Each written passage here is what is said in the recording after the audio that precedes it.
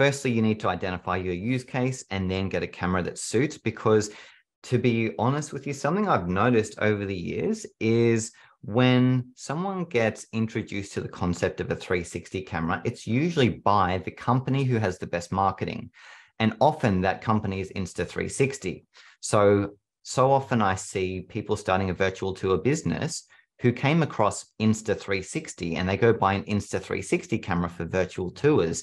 And that is actually a mistake, because most Insta360 cameras right now are tailored to 360 video and not 360 photography, but it's only because their marketing was good and they were the first camera company that people come across that they end up buying an Insta360 camera.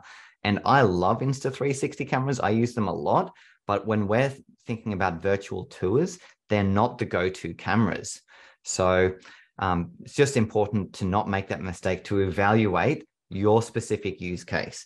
So with that said, I'm going to jump into my first kind of subtopic within this video, which is which 360 camera should you buy if you're looking to shoot both 360 video and 360 photography. So maybe you've got a virtual tour business, you're just starting out, but you also want to shoot 360 video, either for social media, for your business, or even for video virtual tours and live streaming. So you want a bit of both, 50-50, 360 video and 360 photos. Well, this is probably the only category where Insta360 is the obvious option, because they do 360 video so well. So they released a couple of cameras last year in 2022, but the two that stood head and shoulders above the rest were the Insta360 X3 and the Insta360 1RS 1-inch. So these are two really good 360 video cameras, and they're targeted towards different audiences. So the X3 is the more consumer-friendly camera. It's more of an action camera. So you get this if you do plan on shooting maybe a little bit of action, or you want to go near the water, but it's not super expensive like the 1-inch. So the X3 is $449. The 1-inch is $799, so nearly double the price. However, the 1-inch Insta360 camera is the better choice for professional virtual tours because it has a 1-inch sensor. So that means that it produces better 360 photo and 360 video quality because of the better sensor that it has. This sensor is much smaller. I think it's a 1/2-inch sensor.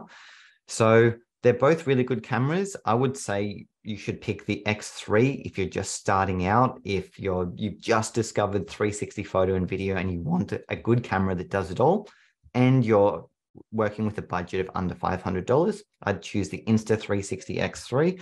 But if you're willing to spend a little bit more money for better results with both 360 photos and 360 videos, the 1-inch shoots much better, both photos and videos because of the 1-inch sensor. It does really good raw shots, has an inbuilt setting called Pure Shot HDR, which is basically a 9-shot bracketed HDR photo that it combines together in Insta360 Studio and outputs a file that you can edit, a raw file that you can recover a lot of data from. It's not as good as some of the cameras I'm about to talk about a bit later, but this is a great option for an all-around 360 photo and 360 video camera.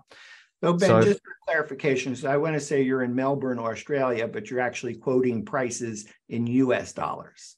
Yeah, well, I'm in Sydney, Australia, Sydney. but yes.